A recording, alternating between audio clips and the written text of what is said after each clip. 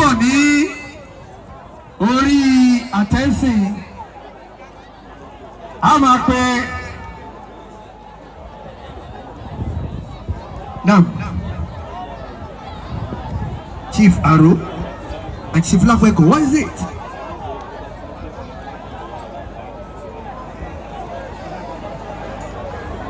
We thank our royal father, His Royal Majesty, the Allah of Ilara land, the paramount ruler of Ekwe local government, of Ekwe division, ably represented by the Oba Ogusoya, represented by our good chief. Ṣé o kábíyèsí o a rí yín pẹ́ bàbá tí òfin ti a ṣeré all the way from Ìlara kábíyèsí o we really appreciate you sir ṣé o. Now we want to recognize and call the quarters by quarters déédéé àdúgbò kankan rékúra fẹ́ má pè náà yìí àtọ́lórí tú. Àti di chairman àdúgbò yẹn ẹ máa dìde láti lọ máa kí bá mi kábíyèsí pé a kú ọdún a kú ìyèdùn.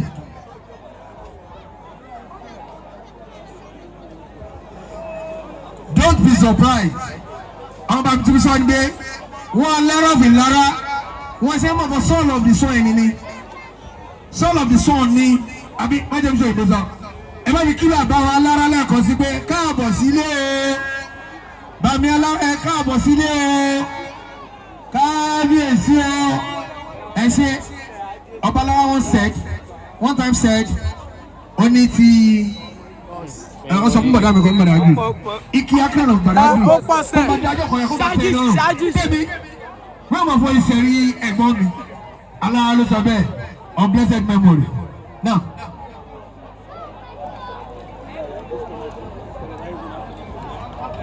Now, you want to start by quarters. The first and the least. Again, like y'all, come on, for me blow.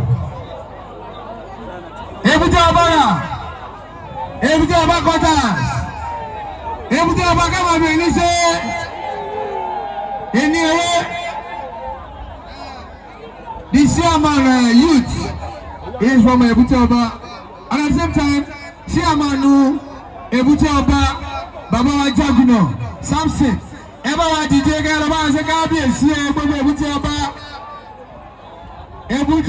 ra wọ́n sì lé ní the Elisa of his land is also from Ebute Oba.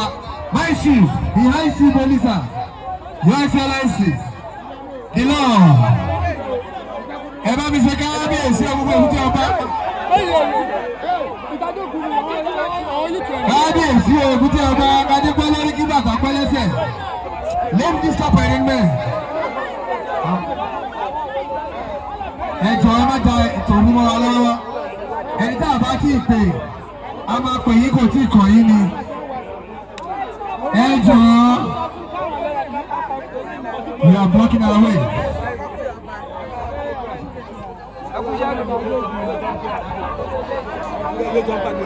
Hello. By the power invested on me, as the master of this ceremony, please, whoever is stopping my ear there, should please escape.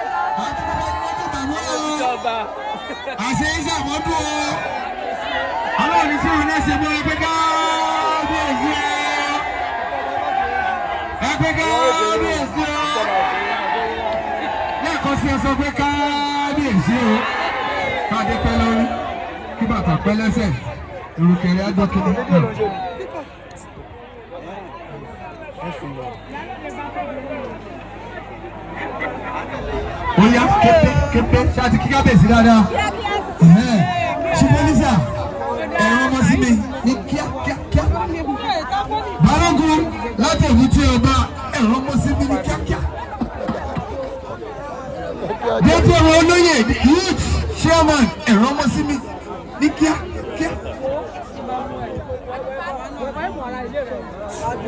Olóyè mẹ́ta lẹ́bùtì ọ̀wádìí olùsà ìyá ọlẹ́dẹ àti balógun agbára rẹ pọ̀ o nígbàrá chairman youth ibi ohun tó bá láti sí Allahu Akbar ọ̀rọ̀ owó ńlá síbi náà Allahu Akbar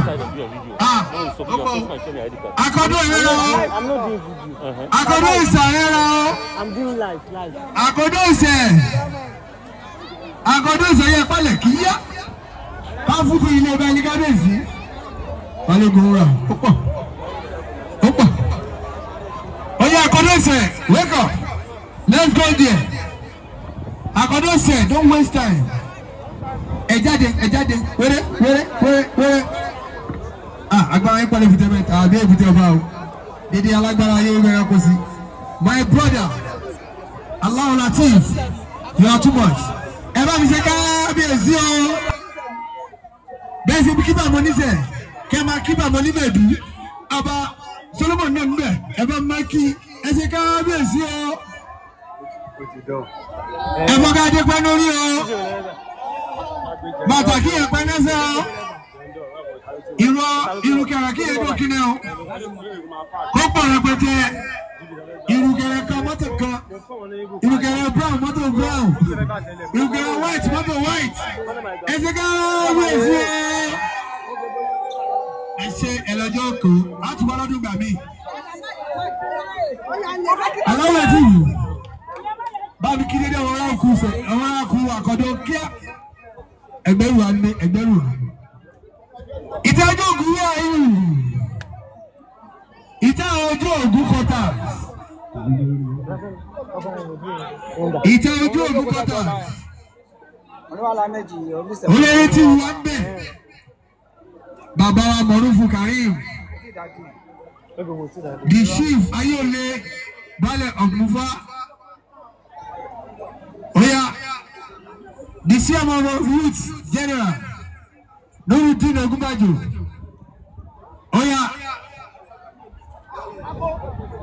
oya ìtọ́jú òkèrè ẹ̀rọ MPA ni Alhaji Nasiru Marufudin oya let's go there Marufu méjì níbẹ̀ o Marufu kan ayéle Marufu kan Karimu agbára wọn pọ̀ AK Morocco Alhaji Morocco energy I see you oya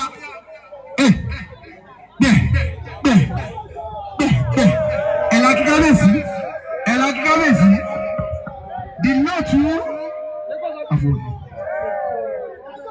at the lot of the land owó ńlá bí ọláyíká ibà bí dáadáa owó ńlá bí onímọ́tò owó ńlá bí ẹlẹ́lẹ́tẹ̀ wọ́n pọ̀ ẹ̀la bá bí kíkàbèsí o. Ẹ̀mú wa ṣe ti gbàgbọ́ ọ tọdún ènìjà ṣe mọ́ ọ ẹ ṣe kábíyèsí ọ ọba ń kí ibẹ̀ ibẹ̀ manager wa the onítàjọ́ ògùn tàjọ́ ògùn the manager.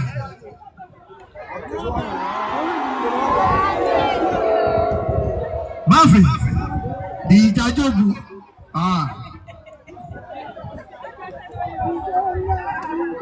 I say, one year say go. Chief Maruf. Chief Nasiru Maruf. Yeah, my baby Bobby. Chief Marufudin Agbomeji. The Palace of Mufa. My baby Bobby. I say go. Thank you. No time to check time, please. Nurudeen. Chairman Itajogu. Chairman Itajogu. Itajogu ẹ ṣé. Ẹ̀rọ máa lọ lé. Ẹ̀rọ pọ̀ lẹ́yìn. Please be brief, others are waiting, please. Ògúnbàjò náà dì tó bá ti kọ́ lọ́dọ̀ kábíyèsí máa bọ̀ lórí stage èrè iṣẹ́ tó má jẹ́ kó ní torí bínú o onítorí wọ́n tẹ̀ ká ibẹ̀ ó ń lọ ẹ má jẹ́ kó ní tẹ̀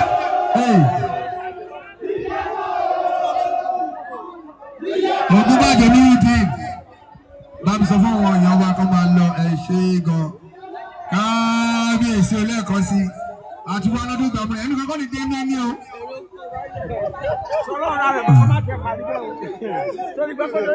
Chief Fatai Nasiru, the Baale of Ideo Igbo, come and bless your brother.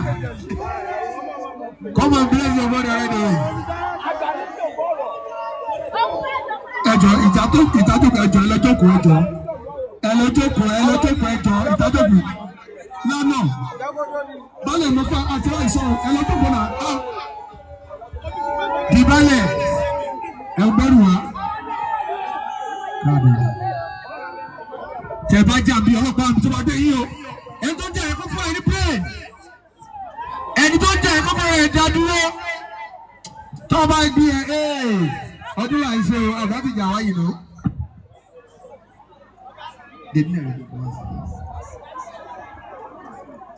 Ẹ má jà o. Ìgbẹ́kọ̀dọ́ wà. Ọlọ́pàá ń bọ̀ ó jẹ́ yàrá ìbílẹ̀ ní wọ́n máa gbé ẹ o.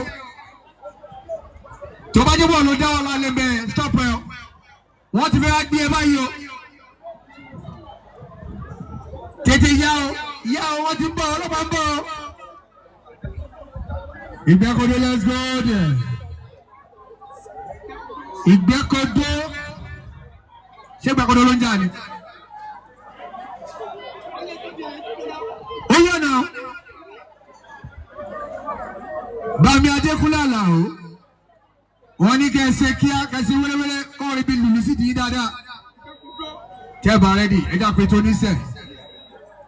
Ìtú oníṣẹ́ let's go there. One set.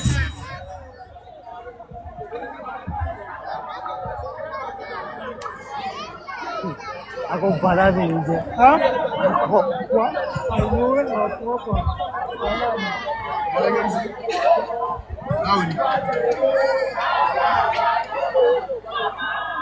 Sorry, ako.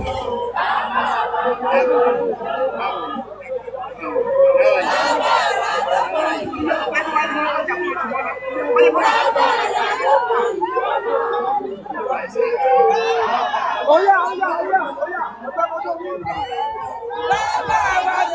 Àwọn jàdá bá ń gbọ́ lọ́dọ̀ lọ́dọ̀.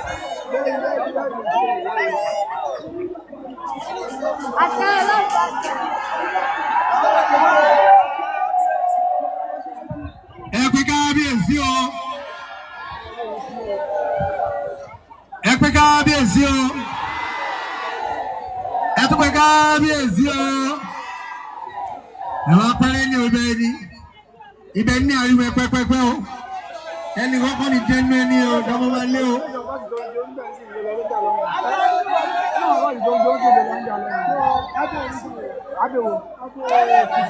Ìgbẹ́kọ̀dọ́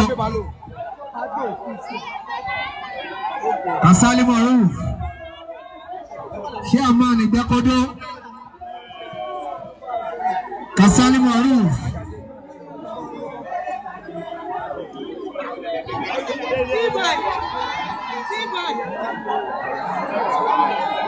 Bàbá Kasali Moreni,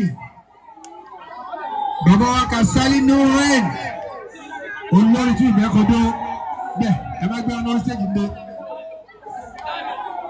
My honorable Olawale Bakari, the majority. I recognize my brother Moscow, MTN, Moscow, Mosi. I cite you, honorable. Onda, Ìgbẹ́kọ̀dọ́ I can see you. Baale lórí akí síbí Bàbá wa Jami Shitu balẹ̀ lóore. You are recognized. Everybody, oh yeah, let's go there. Let's go there. It's a cabinet here. But tell me movie. Where's the movie? The movie. Movie, Musari.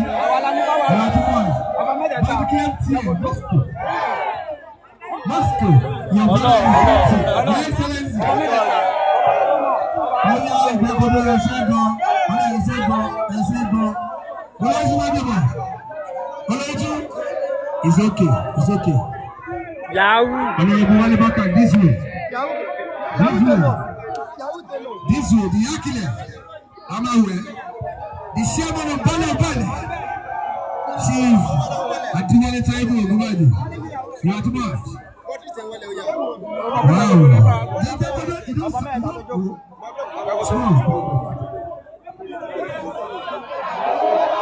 Let's go there. As a guardian, see how can I move. You are a plane. Into my long plane.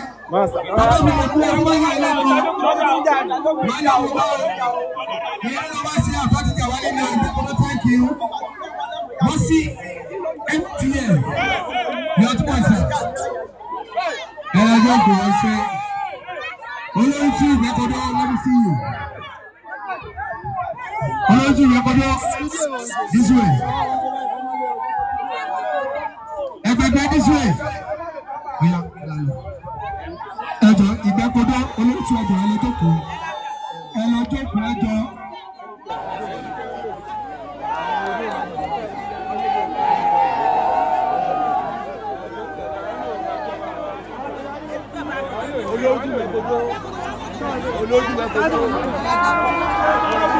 Ẹjọ́ ìgbẹ́kọ̀dọ́ ẹlẹ́tọ́kọ̀ ẹjọ́ ẹlẹ́tọ́kọ̀. Mọ̀rúfù ẹgbùgbù bàbá ẹjọ́ ẹjọ́ please ẹlọ́jọ́kọ̀ please ọmọ bọ́lá ńlẹ̀ ẹlọ́jọ́kọ̀ ẹjọ́ tó lọ́wọ́ ẹjọ́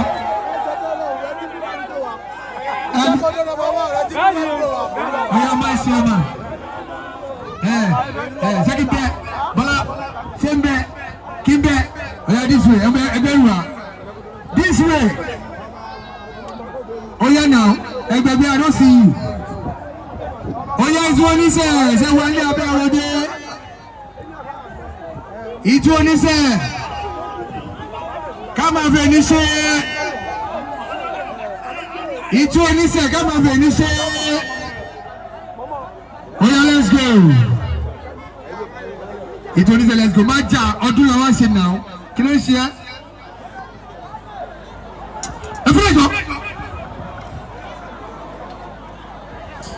It's only said. It's only said. Take a look at Sally. It's only said. Let's go there. The ones of it only said. Baba Wajavet. Majeka. Otia.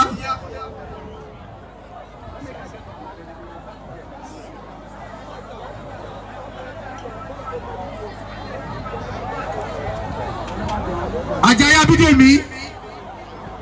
Oh yeah, it only said.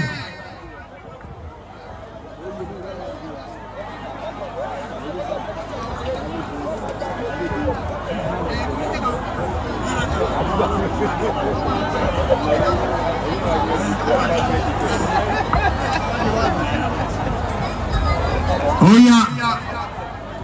Oku said.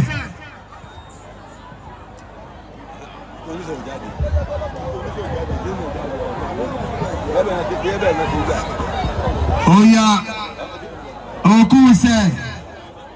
Oku said that. Oku said. When you ready? Oh yeah, it's only said.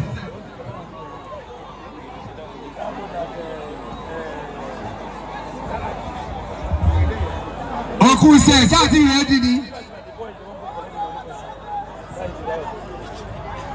Oh yeah. Oh, okay, let's go there.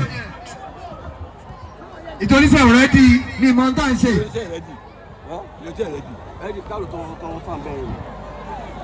It only say waiting now. Ever my mess because you say. Oh, I'm coming. Oh, I'm coming. On my way. It only say, it is that you love. Oh yeah, it only say let's go there. It only say let's go there. Hey, Mr. Rufus. Nisho. Any show? Any show like AGBAYE. It only say tomorrow I'll be 10 here. I want to say Kiki. You want to die? Surely I'll pay it. Officer, take control. Officer, take control. As a AGBAYE, it only say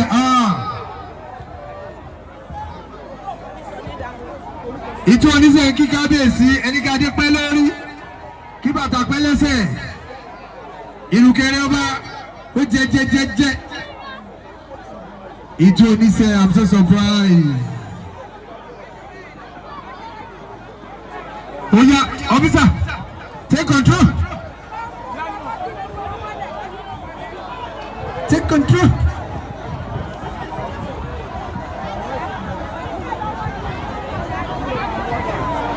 Alright, thank you officers.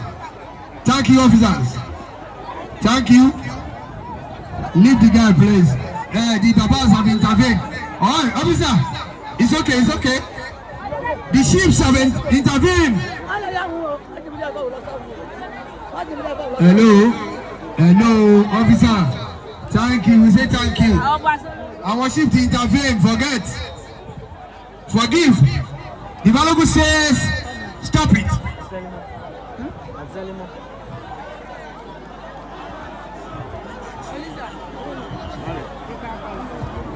Oh, ti da ṣe ọlọ́pàá ṣe ẹ fi wọ́n lẹ̀ jẹ́ ọmọ lọ jẹ́ ẹ jọ̀ọ́ ẹ ṣe it's okay. Officer now, you can finish by intervene. Chief, ṣé ìlẹ́ni kọ́ máa mú ọ lọ? But that you want to come. Oh, please. Don't spoil this show for us, I beg. Officer, thank you, officer, thank you. Officer, AGBAYE is talking to you. Thank you, you are robbing the Oloye. Thank you, now, where is it now? Officer, it's okay.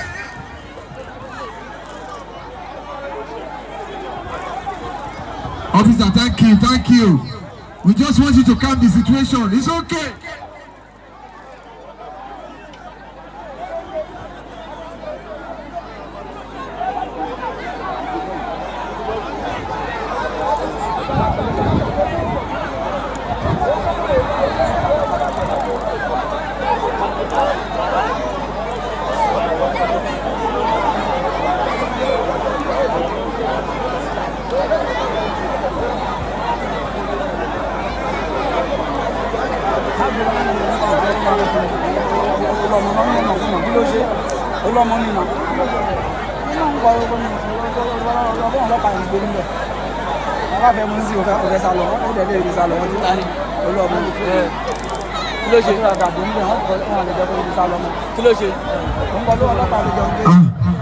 Ṣé nǹkan tí wọ́n ń ṣe yìí ayọ̀ ló ń yọ̀ yìí òórẹ́rìn ó set record ẹ̀rín ẹ̀ pa mí kábíyèsí wà lórí ìjókòó ń bẹ́ ẹjọ́ everybody ẹjọ́ ẹjẹ́ àjókòó jẹ́jẹ́ ẹjọ́ tó Ọlọ́run ẹ má da program irú.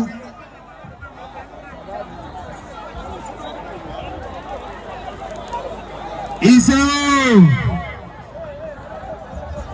ọmọ ìṣe yẹn wá ṣe o.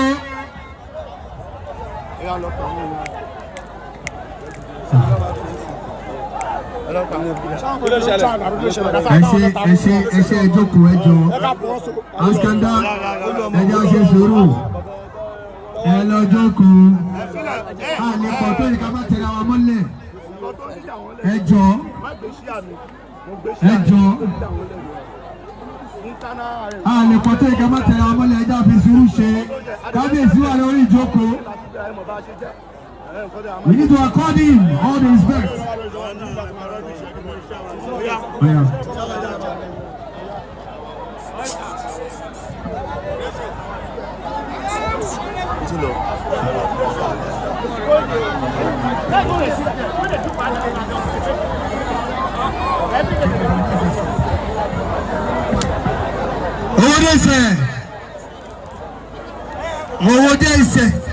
Owó dé ìṣe okùnṣe ló lọ́jà wọ́n sì ṣe sùúrù owó dé ìṣe. Let's go.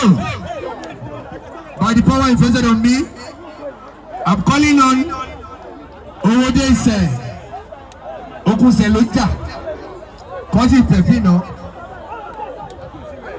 okùnṣe lọ́jà o.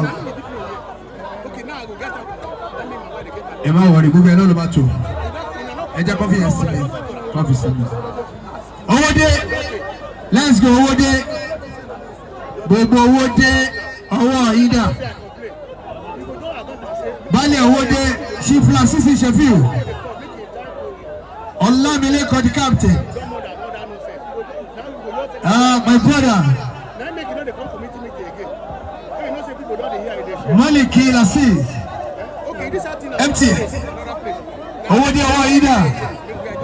Where's my brother?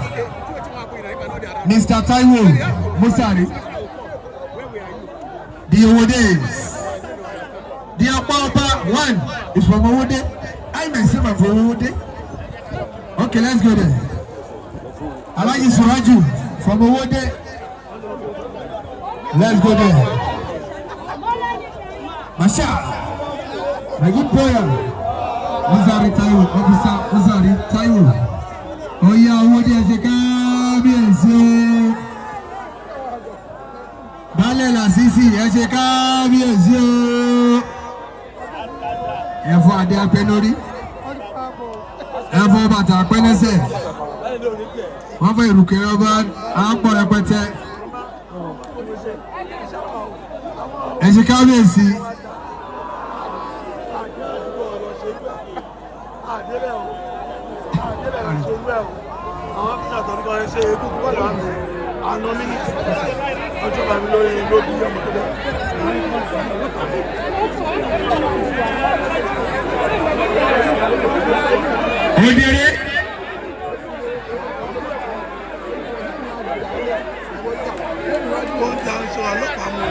Odere, mama jìnnà sí mi o.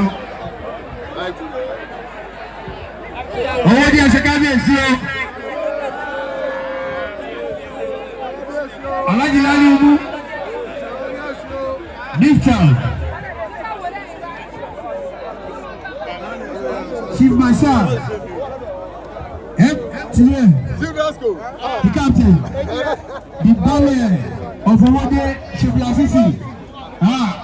Send someone to the stage. Chief Lasisi, send someone to see me on the stage. Kábíyèsí o. Oh yeah, hello, Joko, Mr. Lani Umu, this way. This way. Masa, this way. MTA, this way. On the mansion. Attorney Gwediboye. I say, on the mansion. Attorney Gwediboye. I reserve my comments. Oh yeah.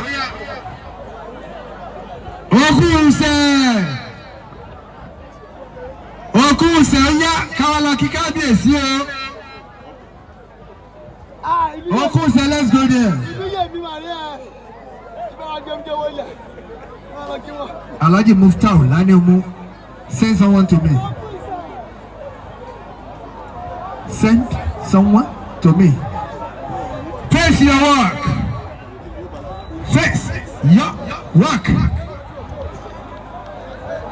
Of blessed memory.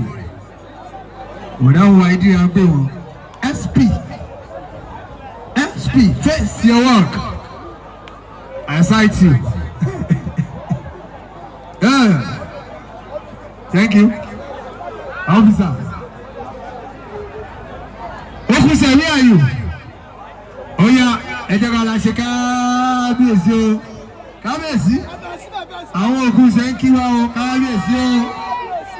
Kádé pẹ́ lórí, kí bàtà pẹ́ lẹ́sẹ̀ o. Ìrùkẹ̀rẹ̀ á máa pọ̀ sí o. Ìrùkẹ̀rẹ̀ kan mọ́tò kan. A lè ní ìrùkẹ̀rẹ̀ white, mọ́tò white. Ìrùkẹ̀rẹ̀ brown, mọ́tò brown. Ká ló ìrùkẹ̀rẹ̀ blue. Ṣé a máa gbé jíìpù blue? Inshallah, bó ṣe máa rí nìyẹn. Kábíyèsí o.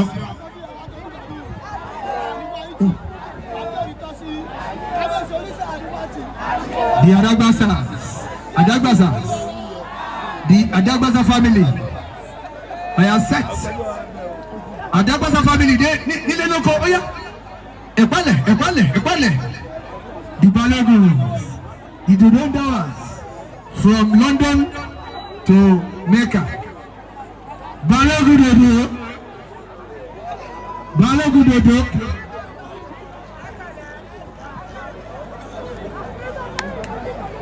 The Balogun Adetola Balogun of his land. Ẹni afẹ́ pàgbẹ́sẹ̀ lẹ́kànkan. Wọ́n rán ọmọge Balogun. Wọ́n múrí hàn boys Balogun. Ilé lọ́wọ́ àwọn sister. The Balogun from London to Mecca, from London to Ilepe, from Ilepe to ISE, but all the way from ISE, all manifested from ISE. Dodo Balogun, London, nobody Mecca, Ayi London, Kuwa. Olówó ṣe gbogbo tó pọ̀. The Adagbasa is saying kábíyèsí o.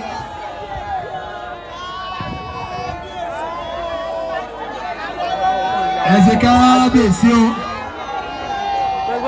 Ó déré, má jìnnà sí mi.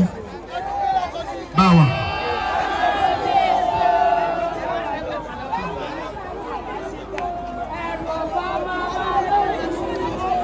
The Baloguns. The Adagbasas.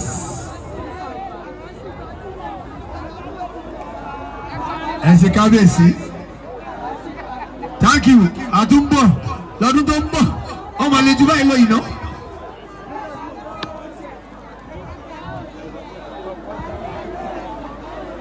The Baloguns.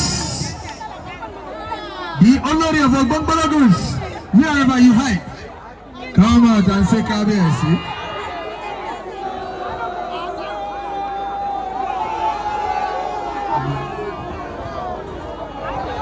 The Ọba Amúlùdùn. Ọba tó mú ìlú dùn.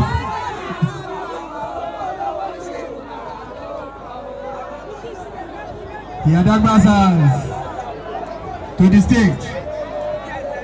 The Adagbasas. Ọ̀pọ̀. Balogun Dodondawa from London to Mecca. Láti ṣèyí lọ́lọ́ ni. Láti bí lọ náà ni. Láti bí lọ tó bí dá Amẹ́ríkà. Ó bí dé lu London. Gbogbo olórí ẹ̀gbọ́n Balogun o. Ó yẹ ká lọ ṣe kábíyèsí. Di àìgbọ̀bọ̀ Muyide Adeni. Di Ògbón Balogun wa. Gbogbo olórí ẹ̀gbọ́n Balogun ó yẹ jáde. Ẹ̀yin olórí dá.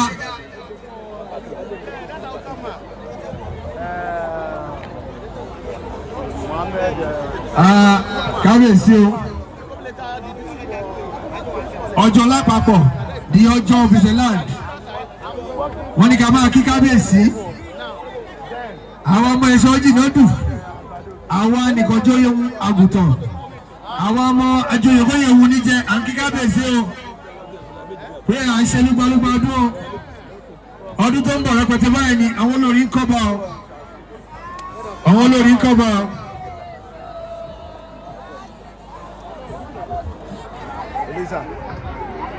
àwọn olórí ṣe kábíyèsí o.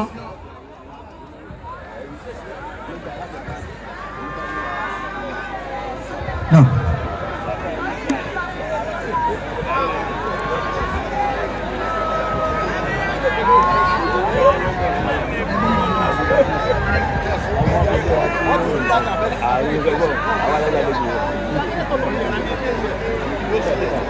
Yeah.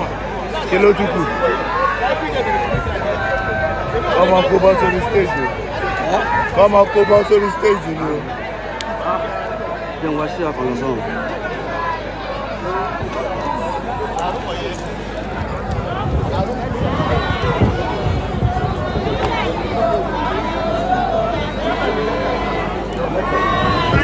The Eshojinados. On behalf of the Eshojinadu, we are saying kábíyèsí o. The Okoye family also saying kábíyèsí o. The Adogoye family also saying kábíyèsí o. Ẹkú ọdún. Àṣeyí ṣàmọ́dún. The Karim family also saying kábíyèsí o.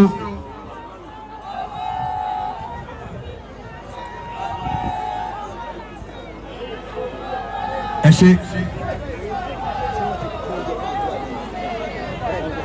Odere, where are you?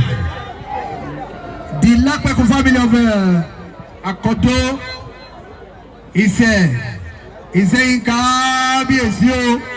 Wọ́n ní ẹkú ọdún o. Àṣà àmọ́dún o. Àmọ́dún ọjọ́ pé o. Tó bá wà fi di next year báyìí, ibi yóò ní gbèrò. Bet me, ẹ sọ pé mo sọ bẹ́ẹ̀. Inshallah. Bí kúndúrà ti là. Oya. Odere, where are you? Gbogbo lóyè ní ká máa kí kábíyèsí o. Gbogbo baálẹ̀ ní ká máa kí kábíyèsí o. Olórí tún gbogbo àwọn olórí tún náà wọ́n láwọn èsì tí wọ́n lọ́tọ̀. Wọ́n ní ká máa pé kábíyèsí o. Gbogbo baálẹ̀ láti ìṣẹ̀mí lọ́lọ́run ní títí lọ dé abọ́rẹ́jì. Wọ́n ní ká máa bá wa kí wọn pé kábíyèsí o.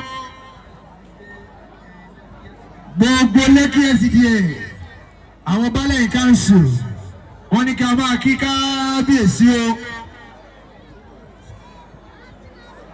The baálẹ̀ council chairman by Chief Ogunbajo Taibu Adewale wọ́n ní ká ṣe kábíyèsí o.